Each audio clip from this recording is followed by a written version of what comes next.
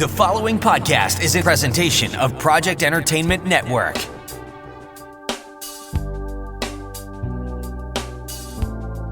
Welcome to the Sample Chapter Podcast, the show where authors read a sample chapter from one of their books. Here's your host, Jason A. Meiske. Hello, my friends. Welcome to episode 171 of the Sample Chapter Podcast. Hey, this week we welcome award-winning best-selling author S.A. Lelchuck. We are discussing his incredible Private Eye series starring Nikki Griffin, his heroine that he created for it. Along the way, we're also going to be discussing how he drives cross-country regularly and how he uses that to help inspire his writing. We discuss his first book, Save Me from Dangerous Men, which is also the first book in this series, and how well it has done. It's actually been optioned for TV and film. So that's pretty exciting. We're also going to be talking about his writing process, getting to know his character, how he got to know her, the things he learned in years of writing before his first book came out, and during the reading of One Got Away, you're going to hear the definition of worms, which was a new one for me, but but it was funny, and I think you're gonna enjoy that. So make sure you're listening up for that whenever he begins his reading, because it's very interesting. Well, I hope this episode finds you all doing well and in good health. I just got my second COVID vaccination, and fingers crossed. So far, so good.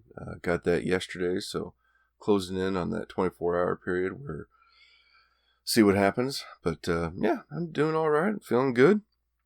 No problem so far. Thank you to everyone who's been going back and checking out past episodes. It's really exciting lately. The show is not only available on all podcast platforms, anywhere that you find podcasts, that's where you can find this show, but we're now globally in just about every country. In fact, this little show was ranking in the top 100 recently in Norway and South Africa, and been doing pretty good in India as well. And oh my gosh, that's just that just blows my mind that so many people are finding the show and enjoying past episodes and listening to the new ones as they come out as well. So I hope you're finding new authors and new books to you and enjoying them. And when you do enjoy them, make sure you leave them a review.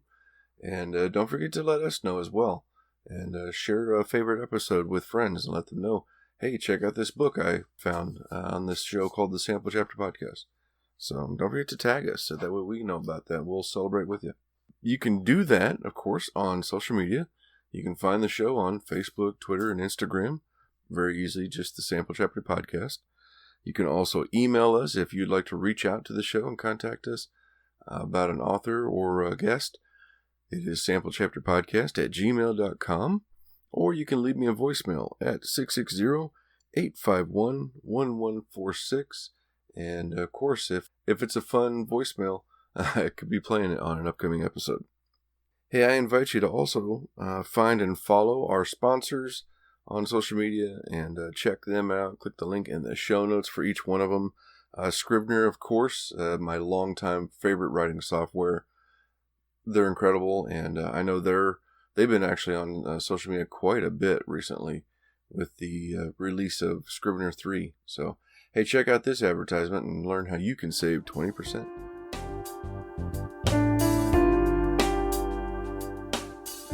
Jason here.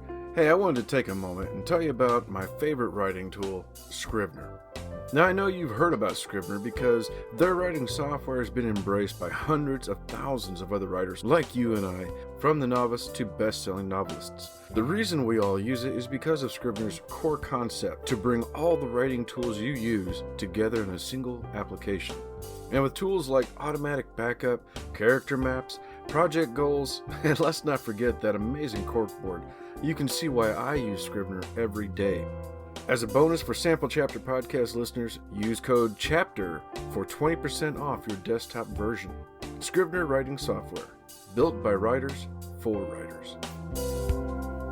Next up, I'd like to thank Audible for becoming a partner with the show, offering listeners a free audiobook and a 30-day trial. So, without further ado, check out this advertisement from Audible. Hello friends, Jason here, and I wanted to take a moment to tell you about a great offer from Audible. Like you, I'm very busy. I have a full-time job, a family, I'm a thriller author, and I do this weekly podcast. But I also love to read. That's where Audible is a lifesaver for me. Whether I'm mowing the yard, working out, driving back and forth to work, or doing some other menial task, I can still listen to an incredible book through Audible. And now you can get a free 30-day trial by going to audibletrial.com/samplechapter. By doing that, you'll not only have that 30-day trial, you'll also gain access to guided wellness programs, theatrical performances, A-list comedy, exclusive Audible originals, and even podcasts like the Sample Chapter Podcast. Last year is the first time I ever achieved my own personal reading goals, and it was because of some wonderful titles I listened to on Audible. Some of those titles were Ready Player 2 by Ernest Cline, narrated by Will Wheaton, the Awaken Online series from Travis Bagwell, narrated by David Stiefel, Patient Zero by Jonathan Mayberry, narrated by the incredible Ray Porter. And I'd be remiss if I didn't mention previous guest Scott Meyer with his Magic 2.0 series, narrated by Luke Daniels. It's a lot of fun and definitely worth your time. Hey, full disclosure, by signing up at audibletrial.com/samplechapter, the show does get a little monetization, which goes directly towards any production needs with the show. So you're also helping us out here by signing up. So what are you waiting for? Head on over now to audibletrial.com/samplechapter and start your free 30-day trial today. And finally, I want to thank our podcast network that we're a part of, Pop Goes the Culture, home to about a dozen other all pop culture related shows. Lots of fun things going on over there. So click the link in the show notes for them. Also want to thank Project Entertainment Network, our second network that we are a part of, home to about 35 other shows of a very wide variety for you to choose from. So once again, click the link in the show notes and check out a show like this one. What evil lurks in the heart of Don Mondo?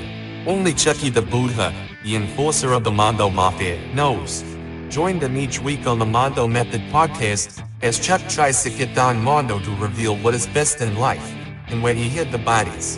Oh, they also talk about writing and being professional authors.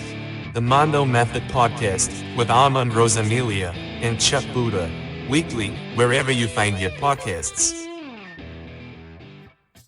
All right, everyone. Well, without further ado, let's go ahead and get on over to that interview with our guest this week, S.A. Lelchuck.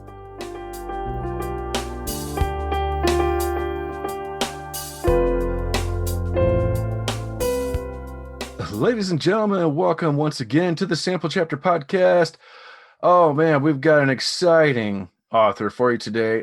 What am I saying? Every author that comes on here is exciting, but, every one of them is also extremely unique.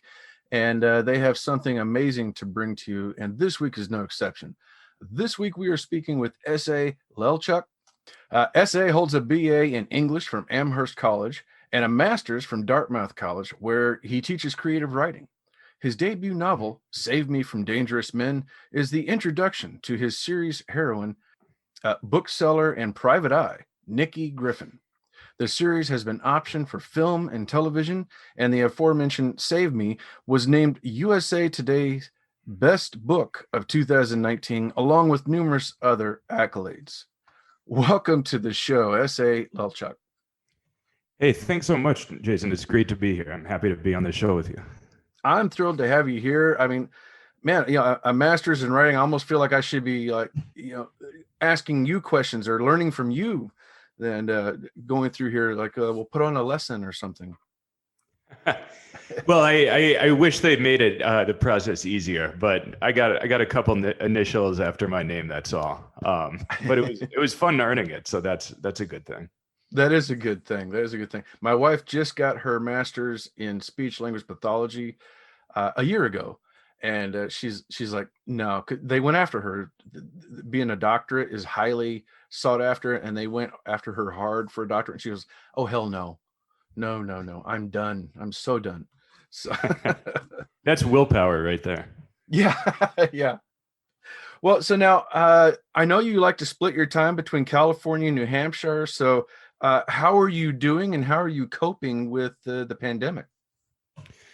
Things have been good. I mean, I'm lucky. I consider myself fortunate. I guess first and foremost, just to have a profession that involves sitting by yourself for long periods of time without moving around much.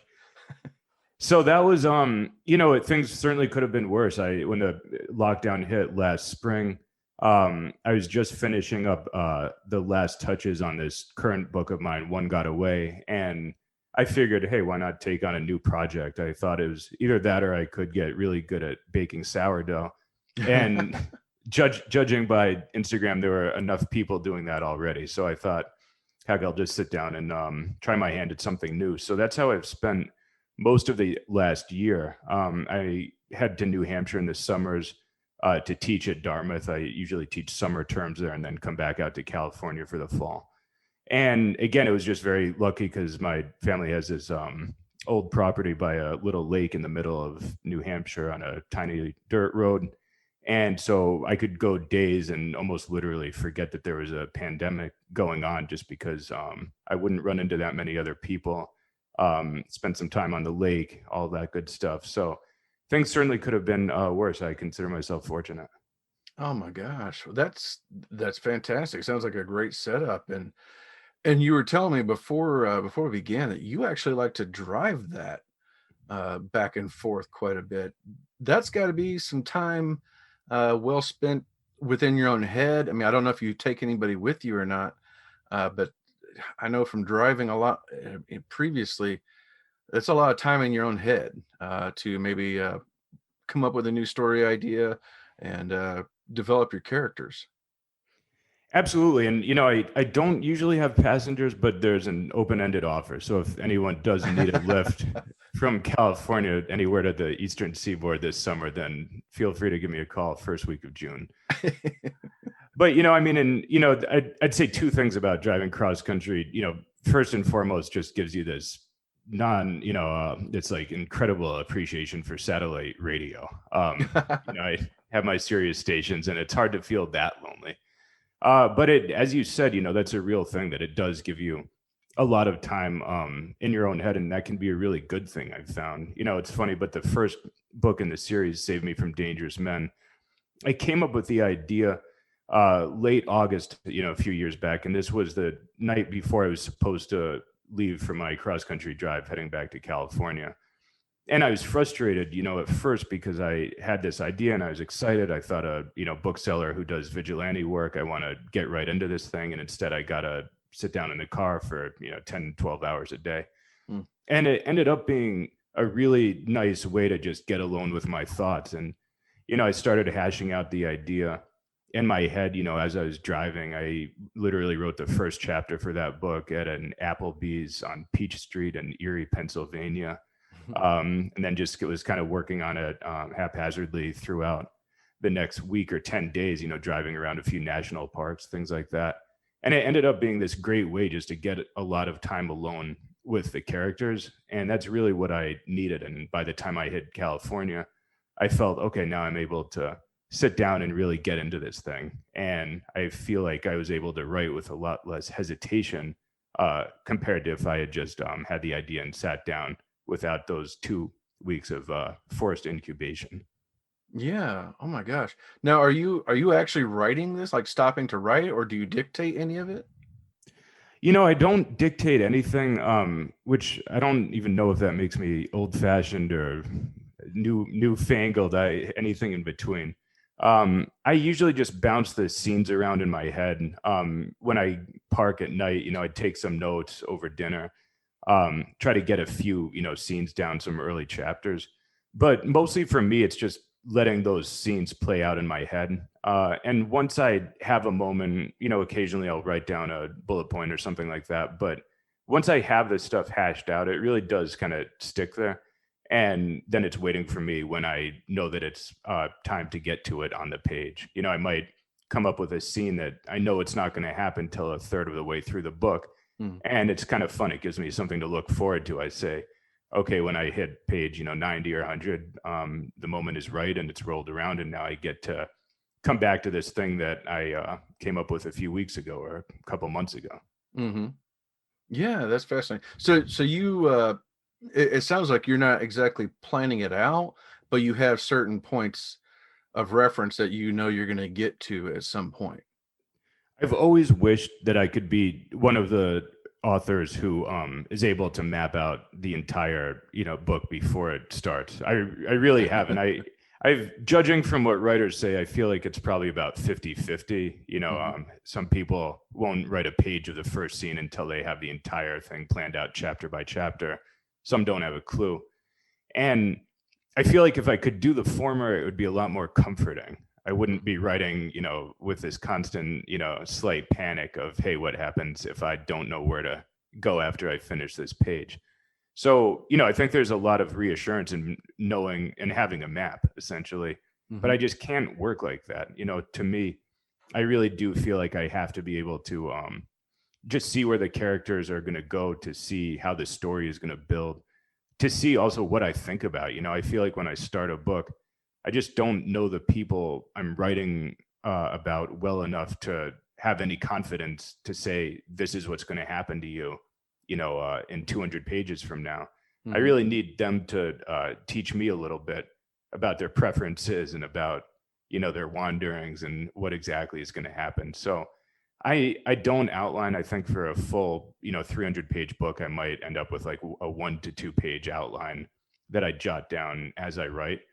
And for me, I guess that's just how it's always going to be, for better or worse. No, and I can totally relate to that. My first book, I'd kind of mapped it out, and I think it was holding me back because I kept trying to figure out how to make each chapter work the way I'd planned it, and I was really struggling for the longest time. Whereas my second book, all I knew was the ending. That was the only thing I'd come up with, this idea, this concept of how it would end.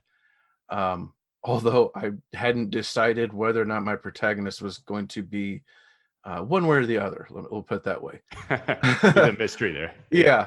And so I just kind of sat down and thought, okay, well, how would somebody get in this situation in the first place? And then I just went from there.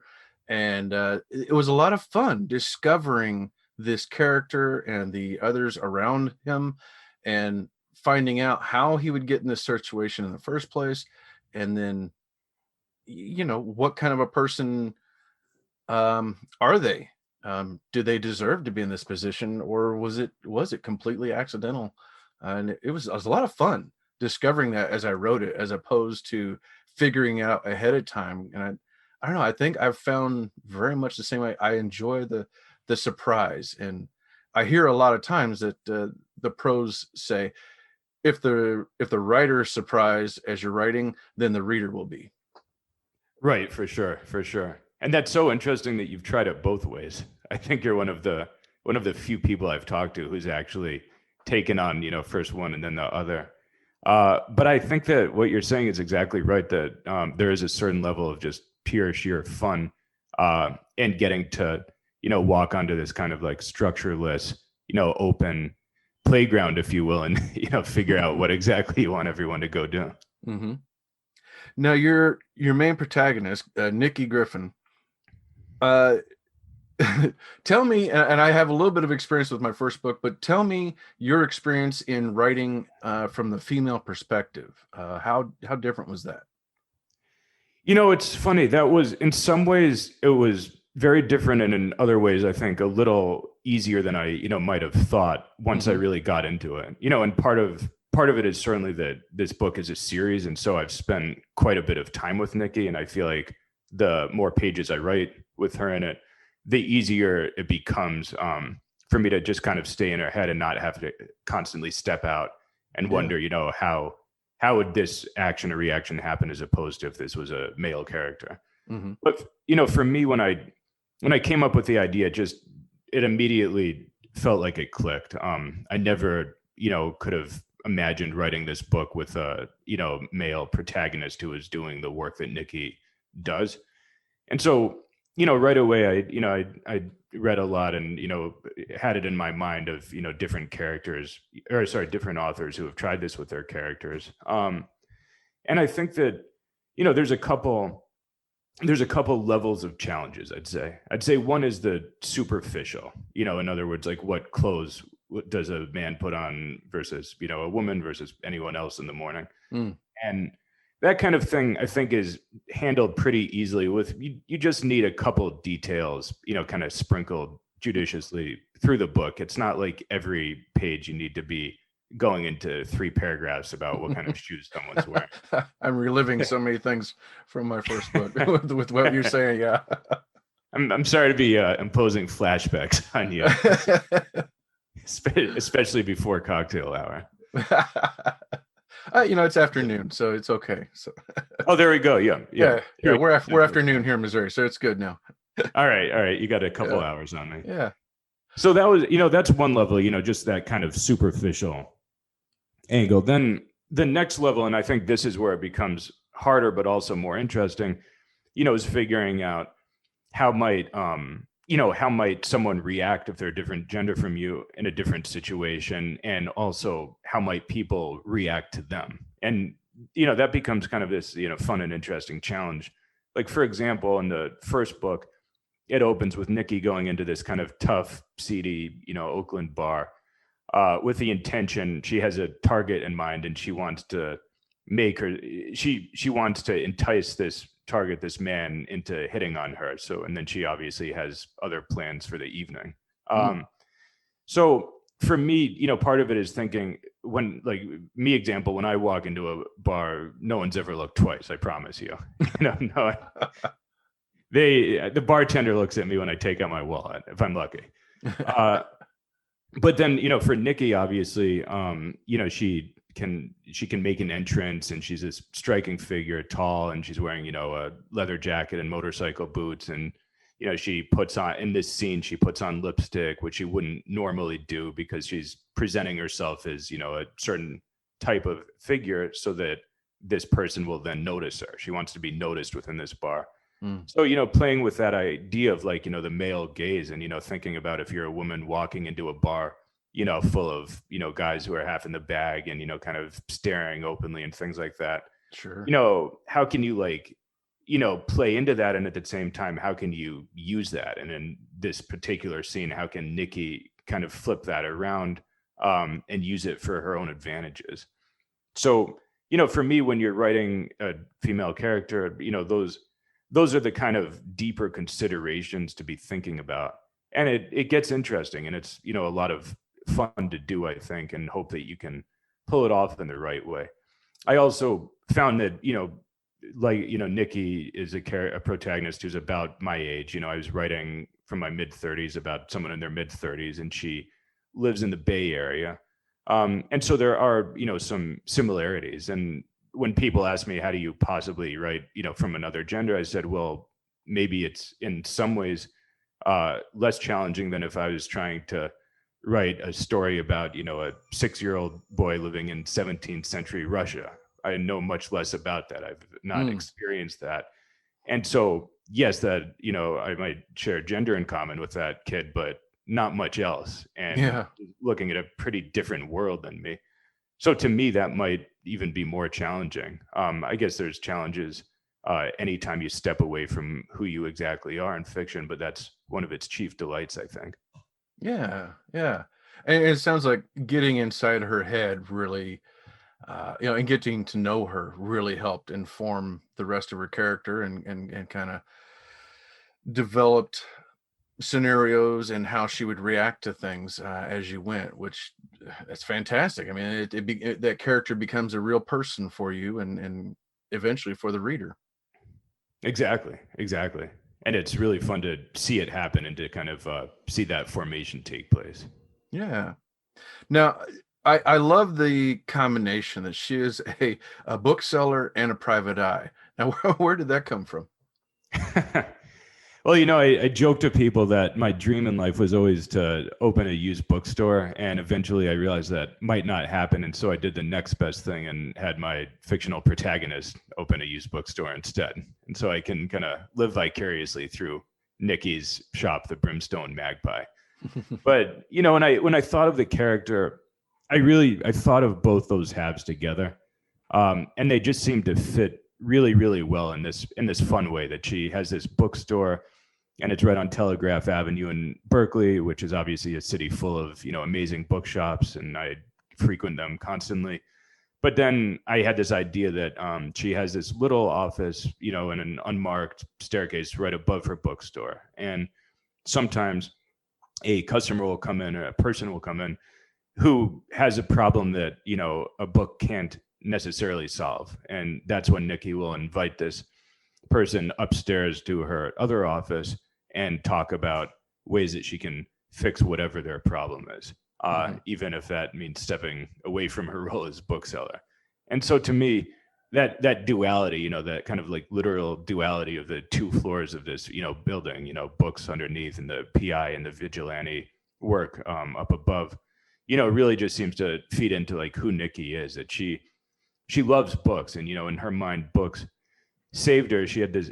Her family had this terrible tragedy happen to her when she was very young, and it traumatized her in these permanent and profound ways, and a lot of her childhood and adolescence were spent trying to get past that trauma and find out who am I in the world and what should I be doing here. Probably pretty universal questions we go through in our 20s. But for Nikki, she was in her mind kind of saved by books, that they became this anchor when she didn't have her family and she didn't have a lot of security and she didn't have stability, but she could go to a library and she could take out a book and she could read it and be transported. Books are transportive. So to me, I knew that had to be part of her, that love of books, but at the same time, she's a character who has a lot of proclivities that lend themselves to PI work. She's somewhat solitary. She's very patient. She's very observant. She's certainly willing to use violence when need be, proportionately to what's happening and what's being done.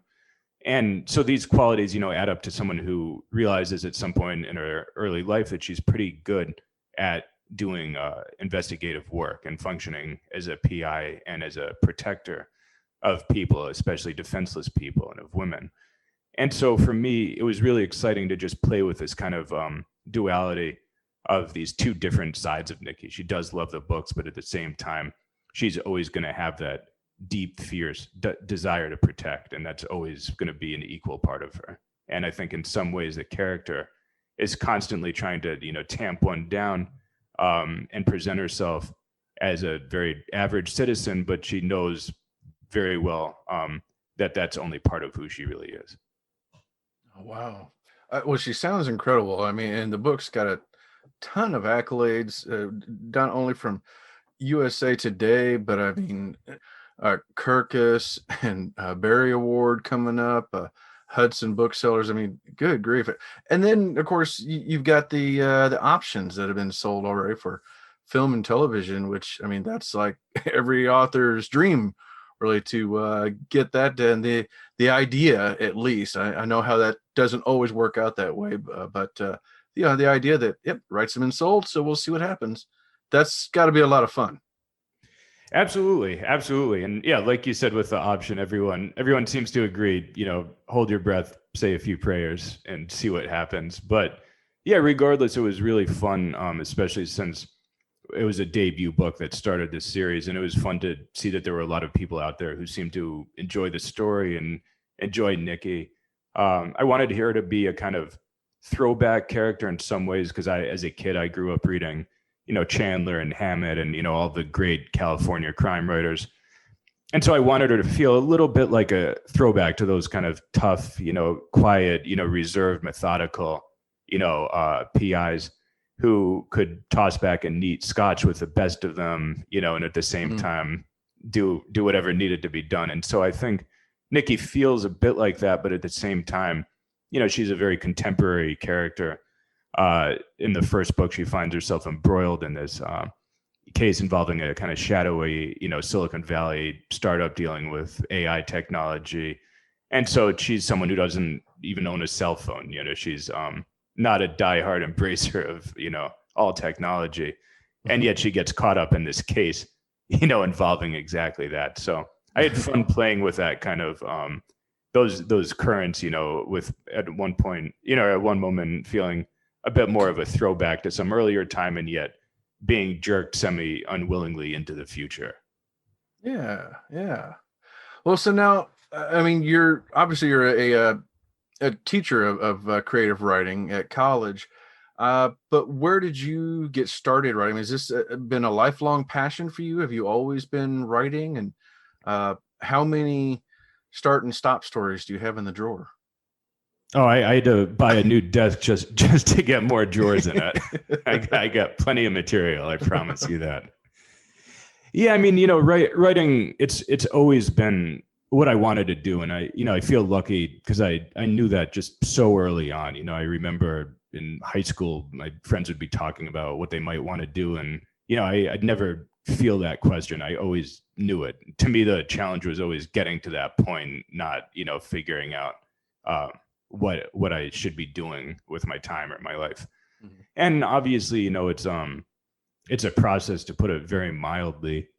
Just so much uncertainty. It's challenging, and I did my fair share of bartending, or working at a French bistro in New York by day, and trying to go write by night.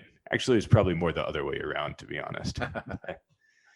But so I was always working on stuff, even as a kid, from almost literally before I could write, I'd be dictating, and my mom would be taking down the story and things like that. So I always knew the direction I wanted to go. I think a lot of my 20s were spent just figuring out things like voice and tone and style, style in kind of the deeper sense, not just how does a page read, or what does it look like, but more fundamentally, what kind of things interest me, and what kind of things might I be decent at talking about. And as you said, I mean, I got a drawer that's full of manuscripts and stories and all kinds of things, and looking back on them, I think everything was useful. Everything taught me something. It's like an apprenticeship, where you're going to go work for the village blacksmith, and you're going to get 10 cents a week, but after 5-10 years you're going to be really good at making a horseshoe or whatever else someone needs. So exactly. So to me, yeah, that's really what it was, that whether, I don't know whether you believe in the 10,000 hour rule or anything like that, it really is just putting in the time just constantly. And writing, it can be frustrating because you're oftentimes not getting paid to be doing it, and there's no guarantee that at the end of the process you're gonna get a contract or get a representation or anything like that.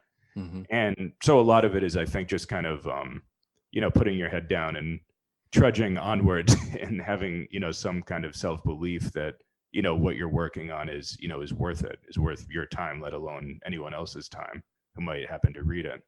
So yeah, I learned a lot, through failures, through things that didn't work. I look back on my work and I think some of this stuff I could probably blow the dust off and get it out there, and it might be fun to do.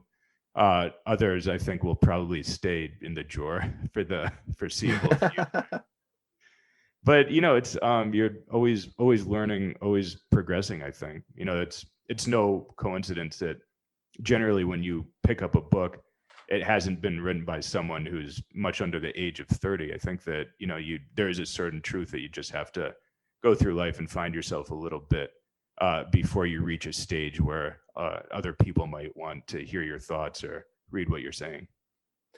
Yeah, that's exactly right. I completely agree with you, because I had the opportunity where, after I'd gotten out of the military, within a few years, my wife joined, and I became the stay-at-home father to our 3 kids, raising them at home. And this is like early days of the internet. So we're somewhere else now in the United States. We were in North Dakota at that time, and fortunately there was internet there. and I was taking correspondence courses on writing and learning it and taking care of the kids. And although I learned a lot, and I have I have a lot of stories I can build on maybe later. I just kept running into dead ends, and for a long time I kind of dealt with like after those 6 years were up and I needed to go back to work. I felt really down on myself for a while for like feeling like I wasted so much time, and oh, this is, maybe just wasn't meant to be. But I look back on it now as I learned a lot, and I use a lot of what I learned at that time to inform my writing today. And not just that, but the jobs I've had since then and the life I've lived since then, because that's been, oh gosh, that's been 20 years ago now, since those days. And that's a lot of living in between there that's informed the way I write today that I couldn't have done then when I was in my early 20s or mid 20s, up to 30. And I couldn't have done that. Whereas Right, now, exactly. yeah. And once I got real and got serious about it, I knew I was ready, and I was able to sit down and finally finish a story and then another one. And it was like, yeah, all right, this is the life I had been wanting all along, but I couldn't have done it when I was younger. I just wasn't there mentally. Absolutely. I mean, that saying "a stitch in time saves nine." I don't think it applies to writing books. I really don't. Yeah. There are not many shortcuts. I've certainly not found my way to any shortcuts. Fantastic. Now you got the sequel, One Got Away, is coming out here in April, which should be when this episode's coming out. What can we expect from Nikki in this next book? Sure. So in this next book, One Got Away, Nikki finds herself, she's hired by this very wealthy San Francisco old money family. And they have hired her to follow this con man who has been defrauding and stealing from the elderly mother, the matriarch of the family. And so that's a very basic, opening to it. And then Nikki soon starts to realize that no one's telling her the truth, and everyone seems to have a hidden agenda of some kind. And this family is not necessarily, perfectly happy hand in hand, with each other. That the different siblings, there's infighting, and different people want different things. And in fact, this con man, there might be something more going on than a simple con or than a simple steal. And so she ends up following him and very soon realizing that there's more to the picture than the basic case that she took on. And by that point, she's quite caught up in a bit of action and some larger events that are unfolding sort of outside of her immediate vision. The prologue, of this book opens on this, really tough crime scene with a U-Haul truck full of dead bodies. And Nikki doesn't see that right away. So the reader kind of starts off knowing a little bit more than she does about what might be at stake, what this, larger thing going on might be. And so that's something that Nikki has to find her way to through the story. And it was fun for me writing a sequel because I got to bring back some of the characters, the secondary characters who people enjoyed and I enjoyed writing from the first book. And so, for example, her boyfriend, Ethan, now is teaching as an assistant professor at University of Berkeley, and he wants to move in together, and Nikki's a little more hesitant. She obviously values her space, and she's not sure if, jumping into that is the right idea. And so she's kind of balancing the kind of commonalities of like a domestic life that we've all probably been through. We've all probably had to make that decision of, when to move in with a significant other or something like that. But at the same time, she's also being sucked deeper and deeper into this set of crimes that really seems to have occurred, through the state of California and maybe even beyond. So there's something pretty sinister underneath the gleam and polish of this, perfect old money San Francisco family who wants Nikki to do this seemingly simple job for them. Seemingly simple. That's how many Magnum PI episodes did I see where it was always seemingly simple? Yes, exactly. So I'm kind of dating myself here a little bit. But that sounds fantastic, though. I cannot wait to pick these up for myself and check it out. So, Saul, thank you so much. This has been a blast. Where can people find and follow you? So they can follow my Instagram, which is just SA Lelchuck. I have a Facebook page, also SA Lelchuck. And they can check out my website, which is www.salelchuk.com. So those are all places where I can be found, and the books will be obviously available both online and through local bookstores, Barnes and Noble, and everything else. All right, fantastic. And we'll have links for all that in the show notes, everyone. You know that's where they are. So click those links and go follow him on Instagram, Facebook, and of course, get over to his website too so you can check out all of his other books. And I think I saw where there's even a sign up to get notified of upcoming news and releases that you have. Yes, absolutely. I'm actually doing a giveaway too. So anyone who fills out the contact form on my website prior to publication, I'll be giving away a signed copy of One Got Away. Outstanding. I love it. All right. Well, you may see my name in there as well. So, but all right. Well, again, Saul, thank you so much. This has been a blast, and man, I can't wait to hear this. I actually checked out the sample on the website being read by January Lavoie from Save Me. That was fantastic. She's amazing. When January agreed to take on the voice of Nikki, I thought, what a just perfect person for this. She does such a great job, and she's back for the sequel, which is even better. Oh man, yeah, she was captivating. So thank you so much for coming on. And ladies and gentlemen, without further ado, time for me to step aside with my cup of coffee and or maybe another drink, since it is later in the afternoon now. And the floor to my guest, S.A. Lelchuck with One Got Away. So I'm going to be reading chapter 1. When about to hand over the keys to something important, seeing doubt is never reassuring. I raise my helmet visor. You don't park motorcycles, do you? The young valet eyed my red Aprilia like it might rear back and kick him. I can try, he offered. I have a bicycle, 2 wheels. That's kind of the same. I think I'll pass. There's street parking down the block, he suggested. In answer, I pulled up next to the row of polished brass luggage carts, the motorcycle's big engine echoing under the confines of the covered entrance. I cut the engine, used my boot heel to flip the kickstand down, swung a leg over, and pulled my helmet off. I'm not sure if you're allowed to leave it there, the valet said, watching me with mild interest. I headed for the revolving door. Call me an optimist. It was my first time at the Grand Peninsula in Nob Hill, a storied San Francisco hotel, white stone, colonnaded like a palace, partially rebuilt after catching fire in the 1906 quake. Presidents and movie stars had stayed here, weighty matters discussed by important people in tomb-silent suites. My motorcycle boots clicked through a marble lobby of soft peaches and grays, chandeliers spilling golden light. Whoever handled decorations had a healthy flower budget. Vases of careful arrangement spurted like bright fountains. The clientele seemed to be largely what someone had once described to me as worms, white, old, rich men. If there were other 5'8" women in leather bomber jackets and motorcycle boots, I wasn't seeing them. A bony manager type in a funeral black suit approached. Can I help you find something? I could use an elevator. Got one? He didn't smile. Are you a guest? In the next life, I hope. In that case, who are you here to see? He prodded. I thought that was my concern, I said. If you're sticking to the lobby, but the hotel's concern if you're going up.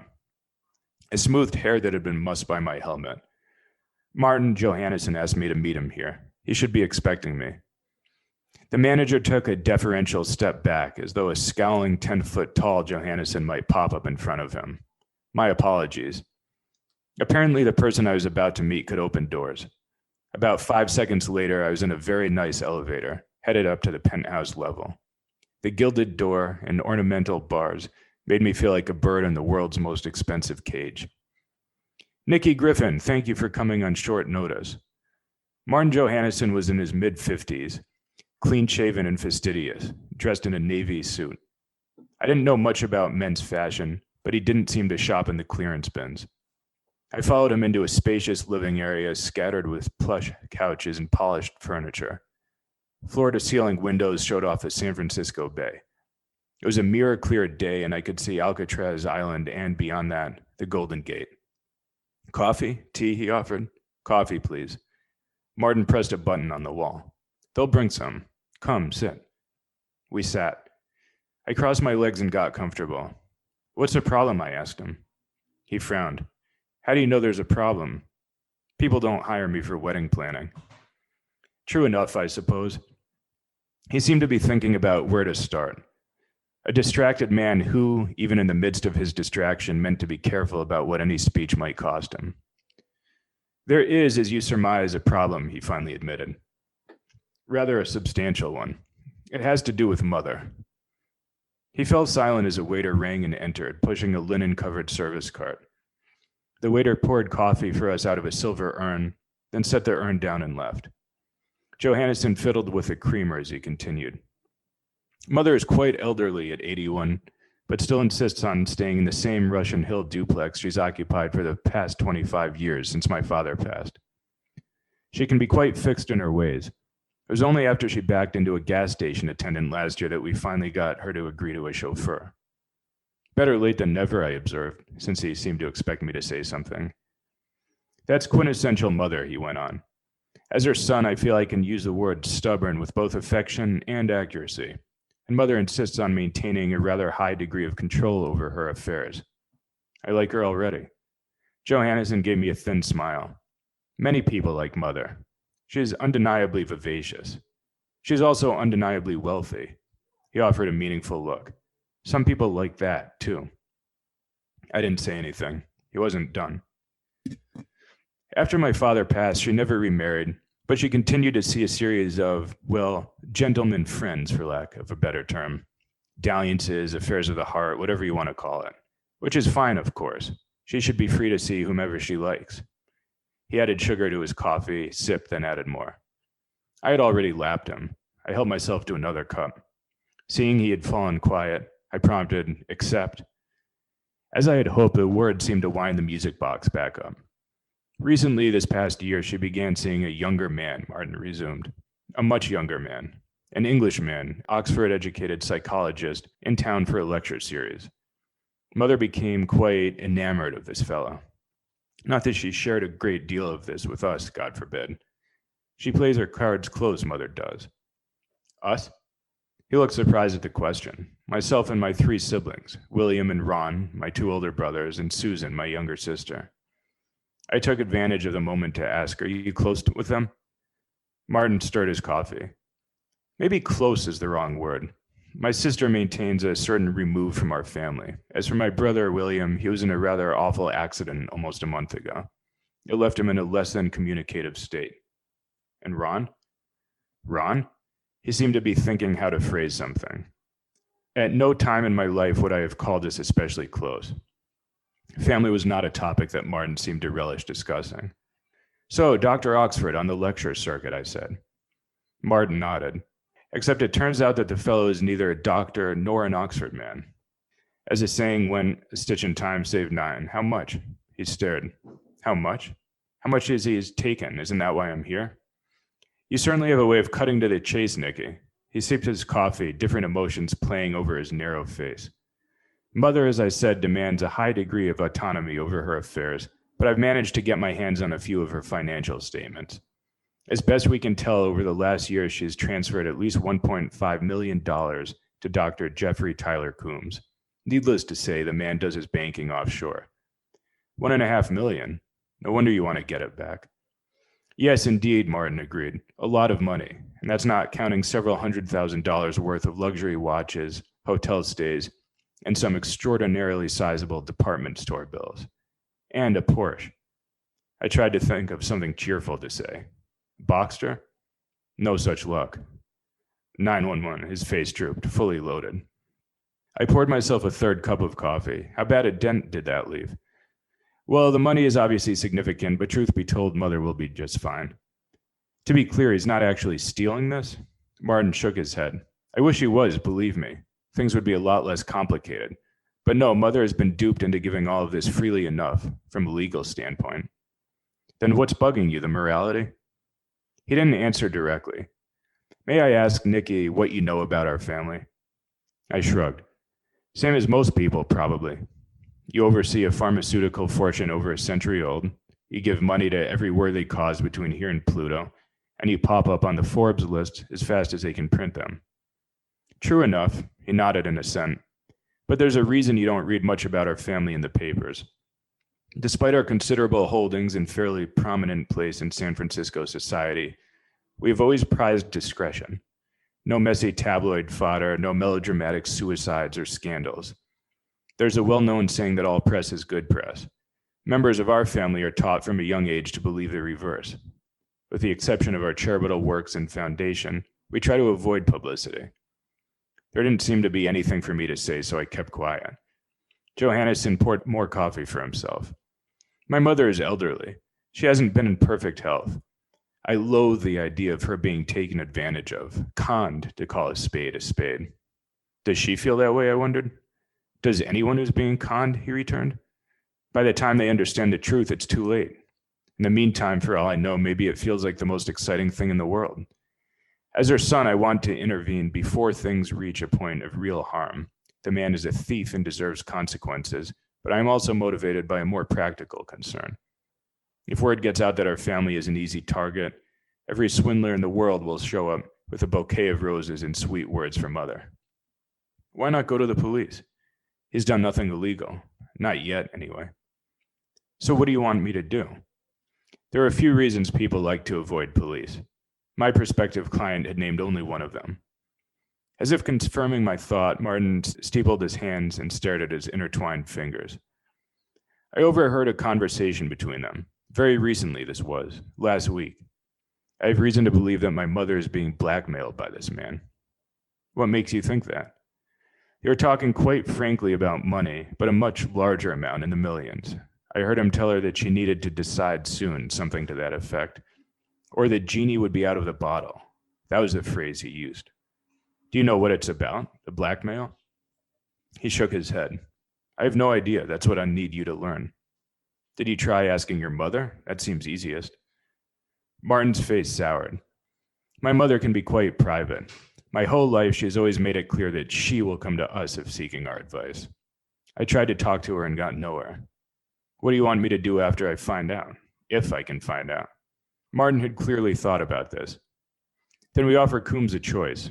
Either lay off and buy a one-way ticket out of town or face immediate arrest. He turned the cup in his hands. Can I count on you, Nikki? Will you help? I can try. I poured myself more coffee. I'd gone through 3 cups already and had every intention of continuing right through to the end of the pot, or the end of the meeting, whichever came first. I drank my coffee black. Cream and sugar were distractions. The Grand Peninsula did a good job with their coffee. Fancy hotels didn't always guarantee good coffee. Kind of like family money didn't always guarantee good sense. You'll be working on an expense account, naturally, added Martin. Spare no cost whatsoever. I nodded, hoping he wouldn't add that I should leave no stone unturned. It was astounding how many new clients felt the need to drop that in. He pulled a wallet-sized photograph from his pocket. Take this, you can keep it. I put my cup down and took the picture, seeing a broad-shouldered, good-looking man in a tailored pearl gray suit, sitting at an outdoor cafe. Gold flashed from a cufflink, and his eyes were piercing blue. I looked closely. There's something about his face, even here through the small photograph, as though his eyes seemed to promise interesting things. Anything else you need? Martin wondered. What are your siblings' addresses? And your mother's? I asked. His face tightened. Why? To go talk to them. I'd been going to add, of course, but decided that wasn't polite. He seemed suspicious. My siblings, sure, I suppose, if you can be discreet, but why is mother necessary? As I told you, she hasn't been in perfect health. She's frail and she's not quite as keen as she once was. Besides which, she values her privacy. I understand, but this whole thing is about her. I have to speak to her. Martin thought this over. He nodded reluctantly. Very well, she's in Scottsdale until next week, I believe. We have property there. When she's back, I'll set up a meeting. He gave me a card with his number and wrote me a check for a retainer. signing his name with a meticulous swirl. I took the check and started toward the door. I'll be in touch soon. Oh, and Nikki?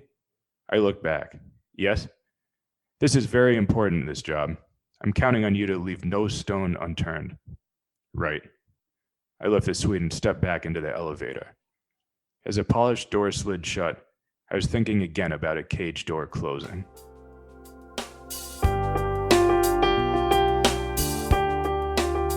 Well, there we go. That was S.A. Lelchuck reading a sample chapter from his next novel, One Got Away. The book comes out a week from today when this episode drops, April 13th. You can pre-order it right now by clicking the link in the show notes. Don't forget to also follow Saul on his website and social media. Please follow our sponsors and podcast friends alike, and hit that subscribe button so you don't miss out next week when we are back with Katie Solitis and her weapon of magical destruction. It's going to be a fun one. So until then, take care, everybody.